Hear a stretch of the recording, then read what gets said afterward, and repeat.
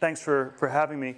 I sort of have I have a single idée fixe that I'm completely obsessed with on the business side, which is that if you're starting a company, if you're the founder, entrepreneur starting a company, you always want to aim for monopoly, and you want to always avoid competition. And so, hence, competition is for losers. Something we'll be talking about today. I'd like to start by saying something about the basic idea of when you start one of these companies, how you go about creating value. And there's this question: what makes a business valuable? And I want to suggest that there's basically a very simple formula that you have a valuable company if two things are true. Number one, that it creates X dollars of value for the world, and number two, that you capture Y% of X. And the critical thing that I think people always miss in this sort of analysis is that X and Y are completely independent variables. And so X can be very big, Y can be very small, X can be of intermediate size, and if Y is reasonably big, you can still get a very big business. So to create a valuable company, you have to basically both create something of value and capture some fraction of the value of what you've created. And sort of just to illustrate this as a contrast, if you sort of compare the US airline industry with a company like Google on search, if you sort of measure by the size of these industries, you could say that airlines are still more important than search. If you just measure it, say, by revenues, it was 195 billion in domestic revenues in 2012. Google had just north of 50 billion, and certainly, sort of on some intuitive level, if you said, if you were given a choice and said, well, do you want to get rid of all air travel, or do you want to get rid of your ability to use search engines? The intuition would be that air travel is something that's more important than search. And this is, of course, just the domestic numbers. If you looked at this globally, airlines are much, much bigger than search or than Google is. But the profit margins are quite a bit less. They were marginally profitable in 2012. I think the entire 100-year history of the airline industry, the cumulative profits in the US have been approximately zero. Companies make money, they episodically go bankrupt, they get recapitalized, and you sort of cycle and repeat. And this is reflected in the combined market capitalization of the airline industries, maybe something of the US airline industry, something like a quarter that of Google. So you have a search engine much smaller than air travel, but much more valuable. And I think this reflects these very different valuations on X and Y. So, if we look at perfect competition, there's some pros and cons to the world of perfect competition. On a high level, it's always, this is what you study in Econ 1. It's easy to model, which I think is why econ professors like talking about perfect competition. It somehow is efficient, especially in a world where things are static, because you have all the consumer surplus gets captured by everybody. And politically, it's what we're told is good in our society, that you want to have competition, and this is somehow a good thing. Of course, there are a lot of negatives. It's generally not that good if you're involved in anything that's hyper competitive, because you often don't make money. I'll come back to this a little bit later. So I think at one end of the spectrum, you have industries that are perfectly competitive, and at the other end of the spectrum, you have things that I would say are monopolies, and they're much stable, longer-term businesses. You have more capital, and if you get a creative monopoly for inventing something new, I think it's symptomatic of having created something really valuable. And so I do think this, the extreme binary view of the world I always articulate is that there are exactly two kinds of businesses in this world. There are businesses that are perfectly competitive, and there are businesses that are monopolies. And there's shockingly little that is in between. And this dichotomy is not understood very well because people are constantly lying about the nature of the businesses they're in. And this is why this is, in my mind, this is the most important, it's not necessarily the most important thing in business, but I think it's the most important business idea that people don't understand, that there are just these two kinds of businesses. And so let me say a little bit about the lies that people tell. And so you basically, if you sort of imagine that there was a spectrum of companies from perfect competition to monopoly, the apparent differences are quite small because the people who have monopolies pretend not to. They will basically say, and it's because you don't want to get regulated by the government, you don't want the government to come after you, so you will never say that you have monopoly. So anyone who has a monopoly will pretend that they're in incredible competition.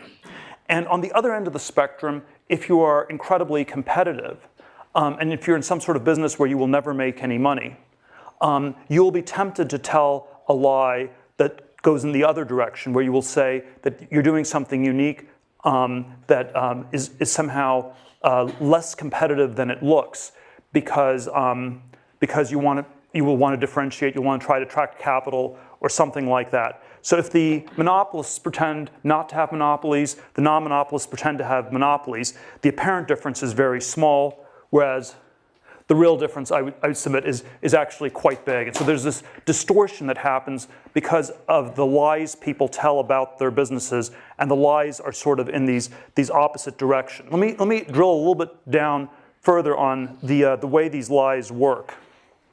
And so, the basic lie you tell as a non-monopoly is that we're in a very small market. The basic lie you tell as a monopoly is that the market you're in is much bigger than it looks. And so typically, if you want to think of this in sort of set theoretic terms, you could say that a monopoly tells a lie where you describe your business as the union of these vastly different markets, and the non-monopolist describes it as the intersection. So that, in effect, if you're a non-monopolist, you will rhetorically describe your market as super small. You're the only person in that market. If you have a monopoly, you will describe it as super big, and there's lots of competition in it. So some examples of how this works in practice. So I always use restaurants as the example of a terrible business. And this is always, sort of my idea is that, capitalism and competition are antonyms. Capital is someone who accumulates capital. A world of perfect competition is a world where all the capital gets competed away. So you're opening a restaurant business. No one wants to invest because you just lose money. So you have to tell some idiosyncratic narrative, and you will say something like, well, we're the only British food restaurant in Palo Alto. So it's British, Palo Alto, and of course that's too small a market because people may be able to drive all the way to Mountain View or even Menlo Park. And there probably are no people who eat nothing but British food, at least no people who are still alive. And so that is, that's a sort of a fictitiously narrow market. There's sort of a Hollywood version of this where the way movies always get pitched is, okay, it's like a college football star, joins an elite group of hackers to catch the shark that killed his friend. Sorry. And so now that is a movie that has not yet been made. But the question is that the right category, or is the correct category, it's just another movie? In which case, there are lots of those. It's super competitive, incredibly hard to make money. No one ever makes money in Hollywood doing movies. It's really, really hard. And so you always have this question about, does the intersection, is it real? Does it make sense? Does it have value that one should ask? And of course, there are startup versions of this where the sort of the really bad versions, you just take a whole series of buzzwords, sharing mobile, social apps, you combine them, and you have some kind of narrative. And whether or not that's a real business or not it's generally a bad sign. So it's almost this pattern recognition. When you have this rhetoric of this sort of intersections, it generally does not work. The something of somewhere is really mostly just the nothing of nowhere. It's like the Stanford of North Dakota. One of a kind, but it's not Stanford. So let's look at the opposite. The opposite lie is if you are, let's say, the search company that's down the street from here and has about a happy 66% market share, and is completely dominant in the search market, Google has not almost never describes itself as a search engine these days, and instead it describes itself in all these different ways. So it sometimes says it's an advertising company. So if it was search, you'd say, wow, it has this huge market share. That's really, really crazy. It's like an incredible monopoly. It's much bigger than, a much more robust monopoly than Microsoft ever had in the 90s. Maybe that's why it's making so much money. But if you say it's an advertising market, you could say, well, there's search advertising is 17 billion, and that's part of online advertising, which is much bigger. And then, all US advertising is bigger. And then by the time you get to global advertising, that's close to 500 billion. And so you're talking about 3.5%. So a tiny part of this much larger market. Or if you don't want to be an advertising company, you can always say that you're a technology company. And so, sorry, let me just see. And the technology market is something like a $1 trillion market, and the narrative that you tell as Google in the technology market is, well, we're competing with all the car companies with our self-driving cars. We're competing with Apple on TVs and iPhones. We're competing with Facebook. We're competing with Microsoft on Office products. We're competing with Amazon on cloud services. And so we are in this giant technology market where there's competition in every direction you look. And no, we're not the monopoly the government's looking for, and we should not get regulated in any way whatsoever. And so I think one has to always be super aware that there are these very powerful incentives to distort the nature of these markets one way or the other. So the evidence of narrow markets in the tech industry is if you basically just if you look at sort of some of the big tech companies, Apple, Google, Microsoft, Amazon, they've just been building up cash for year after year, and you have these incredibly high profit margins. And I would say that one of the reasons the tech industry in the U.S. has been so successful financially is because it's prone to creating all these monopoly-like businesses, and and it's reflected by the fact that these companies just accumulate so much cash they don't even know what to do with it beyond a certain point. And so let me say a few things about how to build a monopoly, and I think one of the sort of very counterintuitive ideas that comes out of this monopoly thread is that you want to go after small markets. If you're a startup, you want to get to monopoly. You're starting a new company, you want to get to monopoly. Monopoly is you have a large share of a market. How do you get to a large share of a market? You start with a really small market, and you take over that whole market, and then over time, you find ways to expand that market in concentric circles. And the thing that's always a big mistake is going after a giant market on day one, because that's typically evidence that you somehow haven't defined the categories correctly, and it normally means that there's going to be too much competition in one way or another. And so I think almost all the successful companies in Silicon Valley had some model of starting with small markets and expanding. And if you take Amazon, you start with just a bookstore. We have all the books in the world, so it's a better bookstore than anybody else has in the world when it starts in the 90s. It's online. There's things you can do you can't do before, and then you gradually expand into all sorts of different forms of e-commerce and other things beyond that. eBay. You start with Pez dispensers. You move on to Beanie Babies, and eventually it's all these different auctions for all these sorts of different goods. And what was very counterintuitive about what's very counterintuitive about many of these companies is they often start with markets that are so small that people don't think, that they're valuable at all when you get started. The PayPal version of this was we started with power sellers on eBay, which was about 20,000 people. When we first saw this happening in December of '99, January 2000, right after we launched, there was a sense that these were all, it was such a small market, it was terrible. We thought these were terrible customers to have. It's just people selling junk on the internet. Why in the world do we want to be going after this market? But there was a way to get a product that was much better for everybody in that market. You could, and we got to something like 25, 30% market penetration in 2 or 3 months.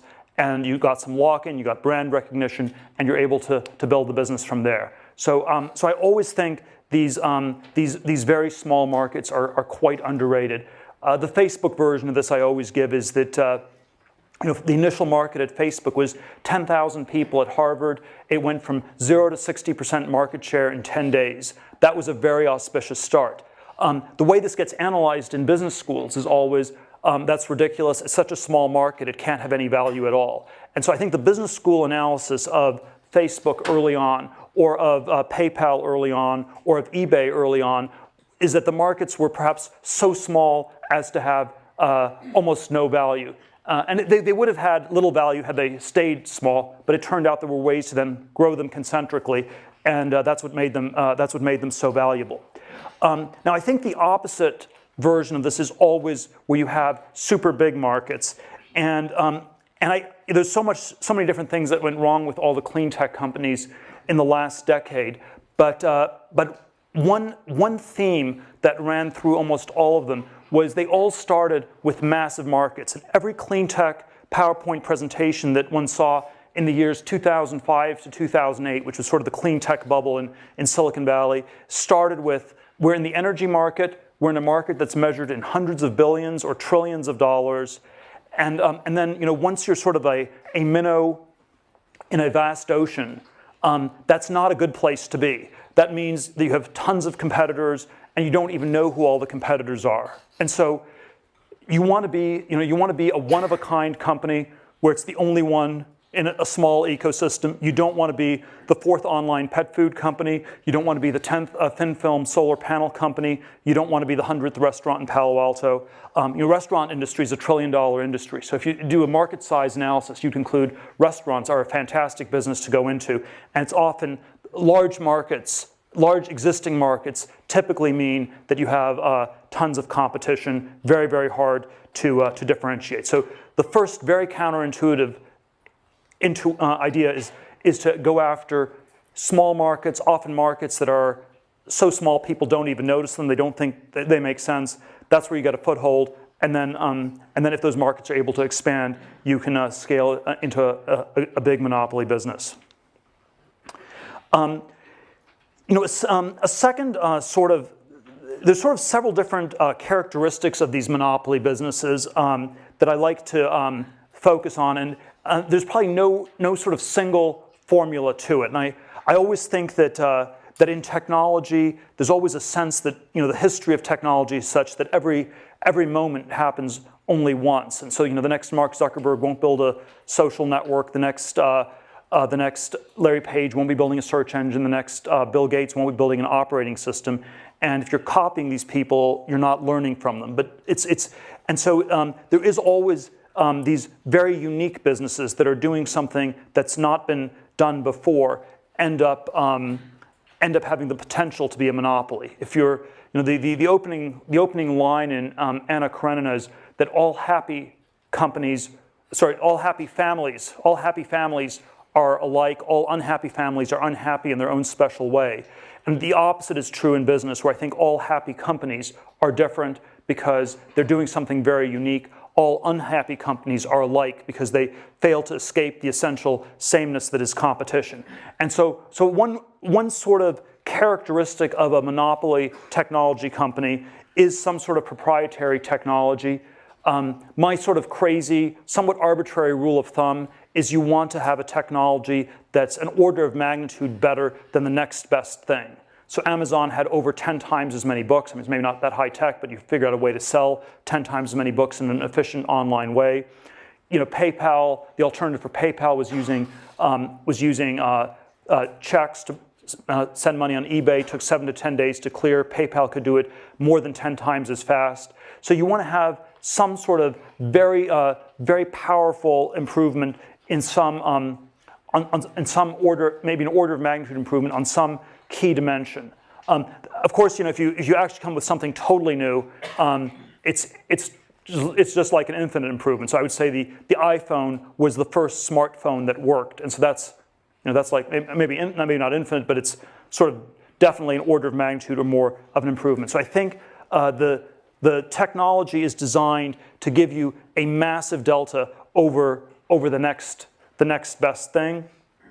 I think there often are network effects that can kick in that really help. The thing that's very, and these lead to monopolies over time, the thing that's very tricky about network effects is they're often very hard to get started. And so even though everyone understands how valuable they are, there's always this incredibly tricky question: why is it valuable to the first person who's doing something?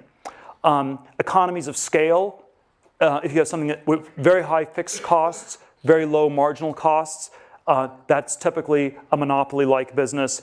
And then there's this thing of branding, which is sort of like just this idea that gets lodged in people's brains. I never quite understand how branding works, so I never invest in companies where it's just about branding. But it is, I think, a real phenomenon that creates real value.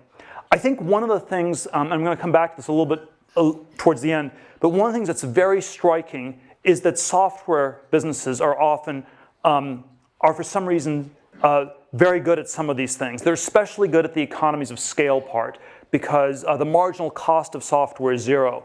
And so if you get something that works in software, it's often significantly better than the existing solution. And then you have these tremendous economies of scale, and you can scale fairly quickly. So even if the market starts small, you can grow your business quickly enough to stay at the same size as the growing market and maintain the sort of monopoly power. Now, the critical thing about these monopolies is it's not enough to have a monopoly for just a moment. The critical thing is to have one that lasts over time. And so, in Silicon Valley, there's always this sort of idea that you want to be the first mover. And I always think it's in some ways, the better framing is you want to be the last mover. You want to be the last company in a category. Those are the ones that are really valuable. Microsoft was the last operating system, at least for many decades. Google is the last search engine. Facebook will be valuable if it turns out to be the last social networking site. And one way to think of this last mover value is this idea that most of the value in these companies exists far in the future. If you do sort of a discounted cash flow analysis of a business, you have sort of all these profit streams, you have a growth rate, the growth rate's much higher than the discount rate, and so most of the value exists far in the future. I did this exercise at PayPal in March of 2001. We had been in business for about 27 months, and we sort of had, the growth rate was 100% a year. We were discounting future cash flows by about 30%, and it turned out that about 3/4 of the value of the business as of 2001 came from cash flows in years 2011 and beyond. And whenever you do the math on any of these tech companies, you get to an answer that's something like that. So if you are trying to analyze any of the tech companies in Silicon Valley, Airbnb, Twitter, Facebook, any emerging internet companies, all the ones in Y Combinator, the math tells you that 3/4, 85% of the value is coming from cash flows in years 2024 and beyond. It's very, very far in the future. And so one of the things that we always overvalue in Silicon Valley is growth rates, and we undervalue durability. Because growth is something you can measure in the here and now, and you can always track that very precisely. The question of whether a company is still going to be around a decade from now, that's actually what dominates the value equation, and that sort of is a much more qualitative sort of a thing. And so if we went back to this idea of these characteristics of monopoly, proprietary technology, network effects, economies of scale. You can think of these characteristics as ones that exist at a moment in time where you capture a market and take it over. But you also want to think about, are these things going to last over time? And so there's a time dimension to all these characteristics. So network effects often have a great time element where as the network scales, the network effects actually get more robust. And so if you have a network effect business, that's often one that can become a bigger and stronger monopoly over time. Proprietary technology is always a little bit of a tricky one. So you want something that's an order of magnitude better than the state of the art in the world today. And that's how you get people's attention. That's how you initially break through. But then you don't want to be superseded by somebody else. And so there are all these areas of innovation where there was tremendous innovation, but no one made any money. So disk drive manufacturing in the 1980s, you could do build a better disk drive than anybody else. You could take over the whole world, and 2 years later, someone else would come along and replace yours. And in the course of 15 years, you got vastly improved disk drives, so it had great benefit to consumers, but it didn't actually help the people who started these companies.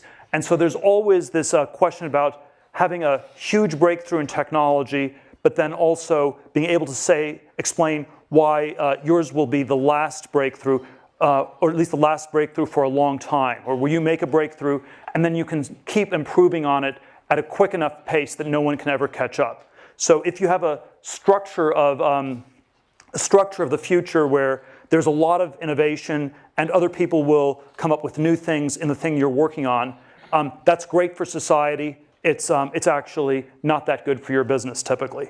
And then economies of scale, we already talked about. So I think this last mover thing is very critical. I'm always tempted, I don't want to overdo the chess analogies, but the first mover in chess is someone who plays white. White is about a 1/3 of a pawn advantage, so there's a small advantage to going first. You want to be the last mover who wins the game, and so there's always the Capablanca world champion, chess champion Capablanca line. You must begin by studying the end game, and I do think that's.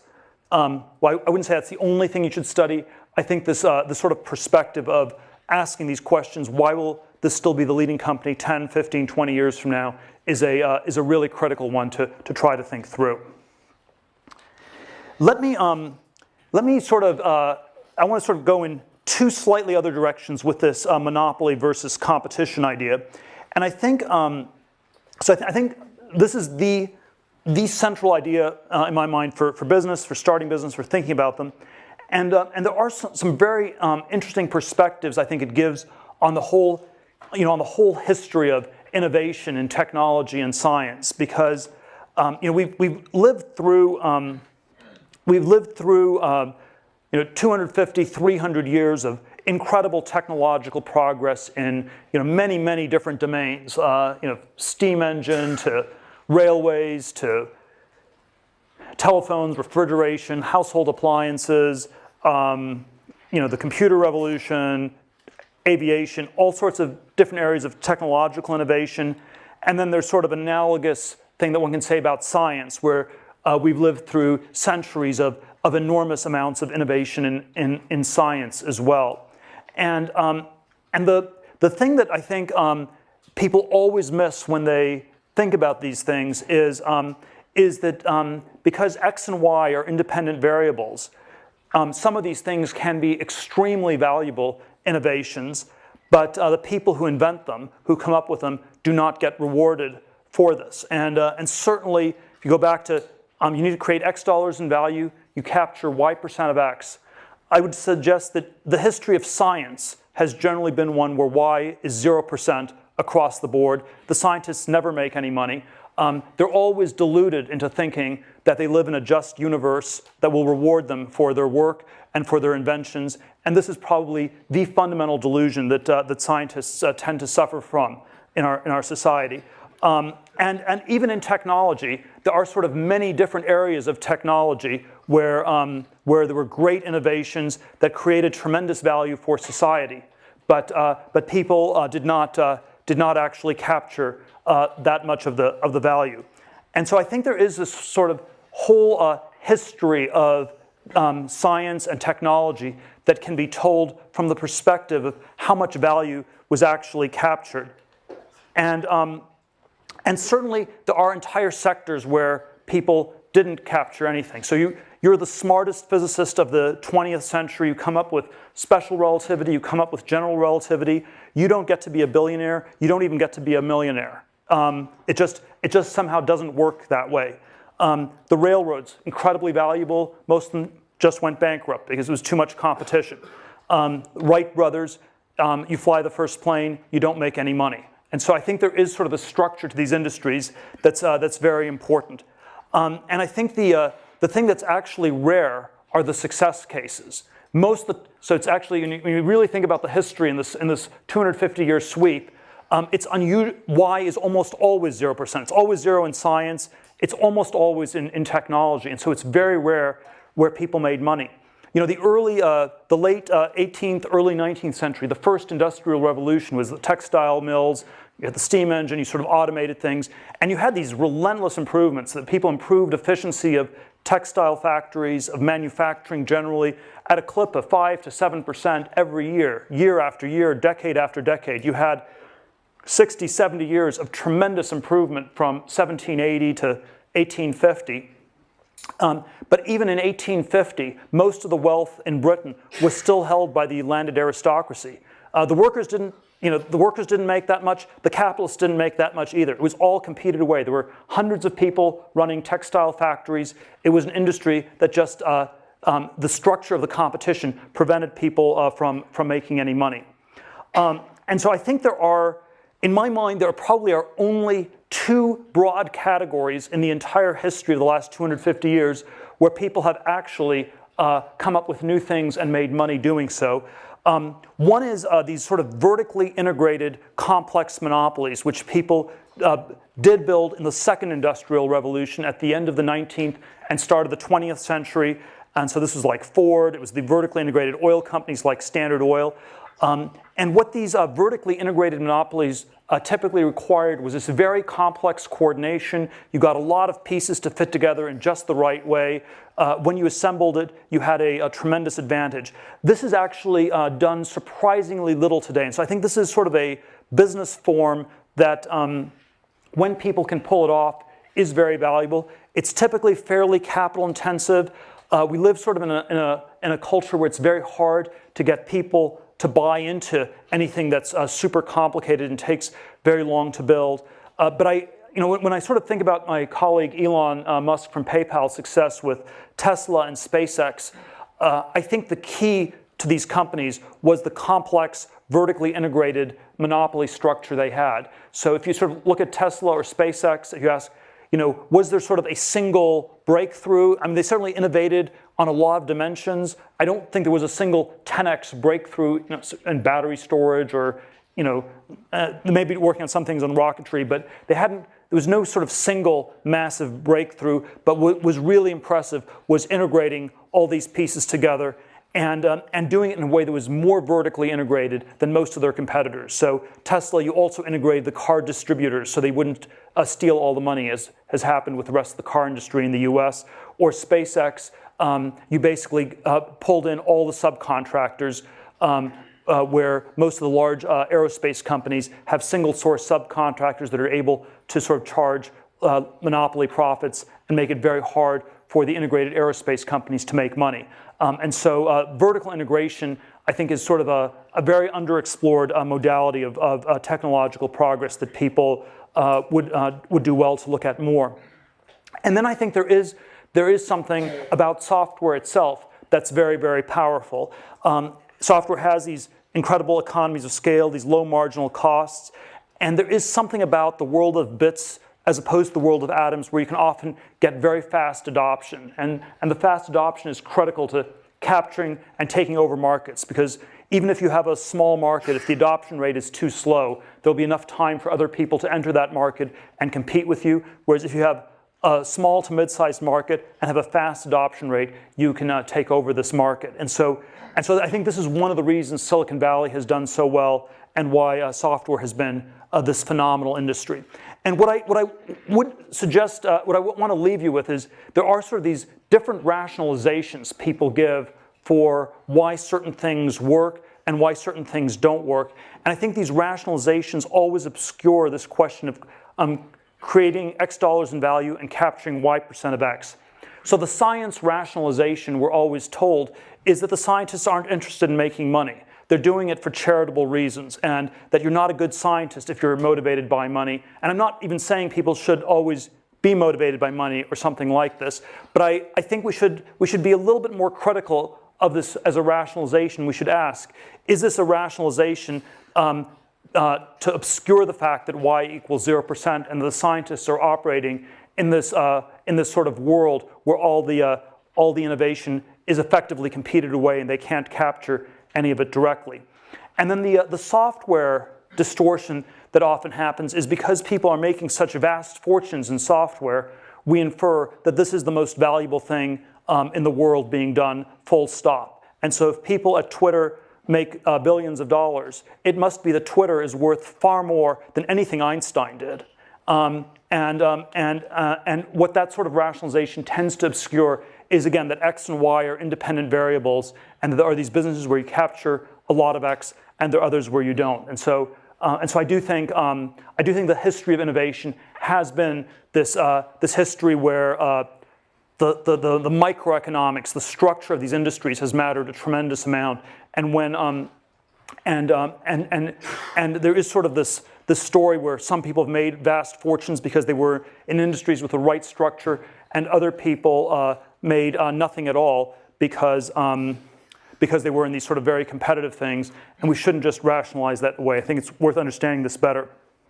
And then finally, let me come back to this sort of overarching theme for this talk, this competition is for losers idea, which is always this provocative way to title things, because we always think of the losers as the people who are not good at competing. We think of the losers as the people who are slow on the on the track team in high school, or who do a little bit less well on the standardized tests and don't get into the right schools. And so we always think of losers as people who can't compete. And I want us to really rethink and revalue this and consider whether it's possible that competition itself is off, that we're sort of, it's not just the case that we don't understand this monopoly competition dichotomy intellectually. So I've sort of been talking about why you wouldn't understand it intellectually, because people lie about it, it's distorted. We have all these, the history of innovation rationalizes what's happened in all these very, very strange ways. But I think it's more than just an intellectual blind spot. I think it's also a psychological blind spot where we find ourselves very, very attracted to competition in one form or another. We find it reassuring if other people do things. The word ape already in the time of Shakespeare meant both primate and imitate. And there is something about human nature that's deeply mimetic, imitative, ape-like, sheep-like, lemming-like, herd-like. And it's this very, very problematic thing that we need to always think through and try to overcome. And there is always this question about competition as a form of validation, where we go for things that lots of other people are going for, and it's not that there is wisdom in crowds. It's not when lots of people are trying to do something that's proof of it being valuable. I think it's when lots of people are trying to do something that is often proof of insanity. There are 20,000 people a year who move to Los Angeles to become movie stars. About 20 of them make it. I think the Olympics are a little bit better because you have you can sort of figure out pretty quickly whether you're good or not. So there's a little bit less of a dead weight loss to society. The sort of educational experience at a place, the pre-Stanford educational experience, there's always sort of a non-competitive characterization where I think most of the people in this room had machine guns and they were competing with people with bows and arrows. So it wasn't exactly a parallel competition when you were in junior high school and high school. There's always a question, does the tournament make sense as you keep going? And this is And so there is always this question, if people go on to grad school or postdoctoral educations, does the intensity of the competition really make sense? There's the classic Henry Kissinger line that describing his fellow faculty at Harvard, that the battles were so ferocious because the stakes were so small, describing sort of academia. And you sort of think on one level, this is a description of insanity. Why would people fight like crazy when the stakes are so small? But it's also, I think, simply a function of the logic of the situation. When it's really hard to differentiate yourself from other people, when the objective differences really are small, then you have to compete ferociously to maintain a difference of one sort or another that's often more imaginary than real. There's always sort of a personal version of this that I tell, where I was sort of hyper tracked. My 8th grade junior high school yearbook, one of my friends wrote in, I know you'll get into Stanford in 4 years as a sophomore. I sort of went to Stanford 4 years later, at the end of high school. Went to Stanford Law School. Ended up at a big law firm in New York, where from the outside everybody wanted to get in, on the inside everybody wanted to leave. And you had, and it was this very strange dynamic where after I sort of realized this was maybe not the best idea, and I left after 7 months and 3 days, one of the people down the hall from me told me, it's really reassuring to see you leave, Peter. I had no idea that it was possible to escape from Alcatraz, which of course, all you had to do was go out the front door and not come back. But so much of people's identities got wrapped up in winning these competitions that they somehow lost sight of what was important, what was valuable. Competition does make you better at whatever it is that you're competing on. Because when you're competing, you're comparing yourself with the people around you. You're figuring out, how do I beat the people next to me? How do I do somewhat better at whatever it is they're doing? And you will get better at that thing. I'm not questioning that. I'm not denying that. But it often comes at this tremendous price that you stop asking some bigger questions about what's truly important and truly valuable. And so I would say that don't always go through the tiny little door that everyone's trying to rush through. Maybe go around the corner and go through the vast gate that no one's taking. Thank you very much. I guess we have time for, do you want to take a few questions? Or? Sorry? Oh, yeah. People want to take a few questions. We have a few minutes' time. Yeah, go ahead. As you mentioned earlier, often monopolies and perfect competition often look similar because of the narratives people tell or the narratives we tell ourselves. Do you have any ways to easily determine the difference when you're looking at an idea or evaluating your own idea? Well, I'd say the question I always try to focus on is, what is the actual market? So not what's the narrative of the market, because you can always tell a fictional story about a market that's much bigger or much smaller, but what is the real objective market? So it's always, you always try to figure it out, and you realize people have incentives to powerfully distort these things. Yeah? So which of the aspects of monopolies that you mentioned would you say that software companies like Google excel at?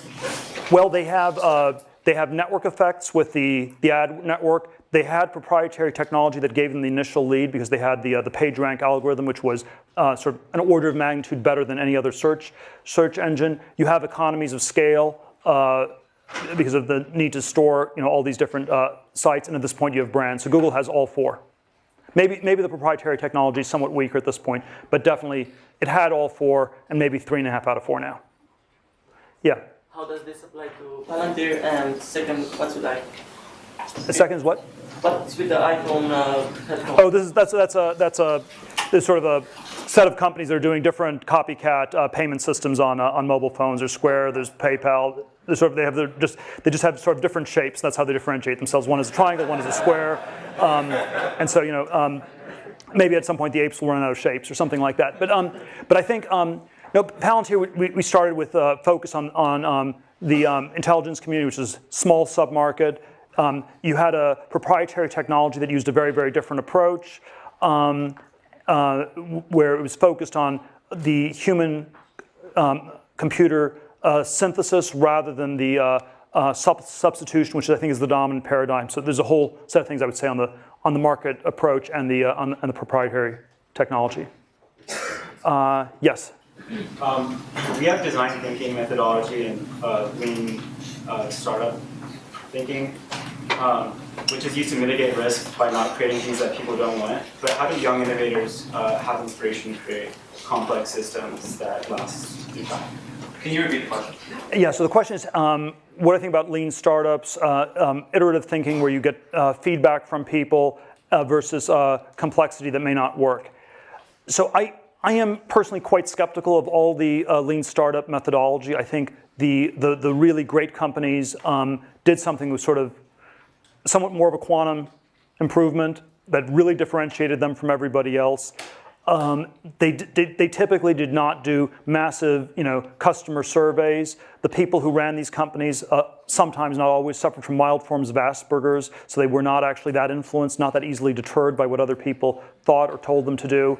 So I do think we're way too focused on iteration as a modality and not enough on trying to have a virtual ESP link with the public and figuring it out ourselves.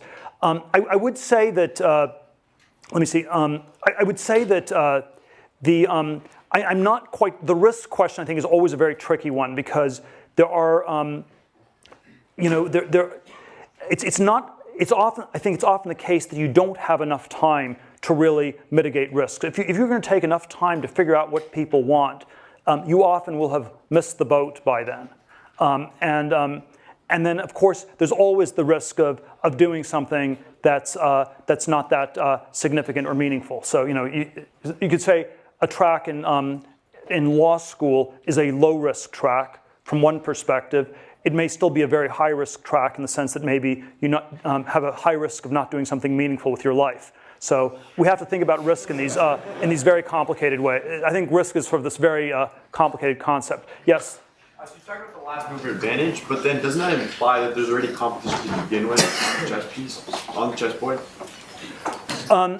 Yeah, so there's always this terminology thing. So I would say that there are categories in which people sort of are bundled together. I would say the monopoly businesses were, in effect, they really were a big first mover in some sense. You could say Google was not the first search engine. There were other search engines before, but on one dimension, they were dramatically better than everybody else. So they were the first one with PageRank, with sort of an automated approach. Facebook was not the first social networking site. My friend Reid Hoffman started one in 1997. They called it SocialNet, so they already had the name social networking in the name of their company 7 years before Facebook. Their idea was that it was going to be this virtual cyberspace where I'd be a dog and you'd be a cat, and we'd have all these different rules about how we'd interact with each other in this virtual alternate reality. Facebook was the first one to get real identity. So I'd say, I hope Facebook will be the last social networking site. It was the first one in a very important dimension. People often would not think of it as the first because they'd sort of lump all these things together. I have one more question. Okay, one more question. Let's take one here. If you're theoretically someone who worked at Goldman Sachs out of college and left after 6 months and is now studying computer science at Stanford, how would you recommend rethinking sort of that competitive thing?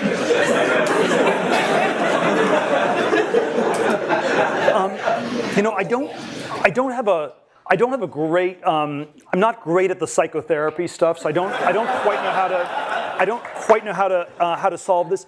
There are these very odd studies they've done on people who go to business school. There's one they've done at Harvard Business School where it's sort of the anti-Asperger personality, where you have people who are super extroverted, generally have low convictions, few ideas, and you have sort of a hothouse environment. You put all these people in for 2 years.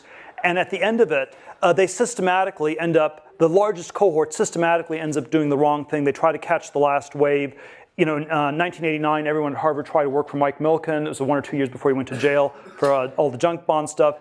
They were never interested in Silicon Valley or tech except for 99, 2000 when they timed the dot-com bubble peaking perfectly. They did, and then 05 to 07 was housing, private equity, stuff like this. So I do think this tendency for us to see competition as validation is very deep. I don't think there's any sort of easy psychological formula to avoid it. So I don't quite know how to what sort of therapy to recommend. But my first starting point, which is only it's maybe 10% of the way, is to never underestimate how big a problem it is. We always think this is something that afflicts other people. So it's easy for me to point to people in business schools or people at Harvard or people on Wall Street. I think it actually does afflict all of us to a very profound degree. We always think of advertising as things that work on other people. Who are all these stupid people who fall for all those ads on TV? They obviously work to some extent, and they work to a disturbing extent on all of us, and it's something we all should work to overcome. Thank you very much.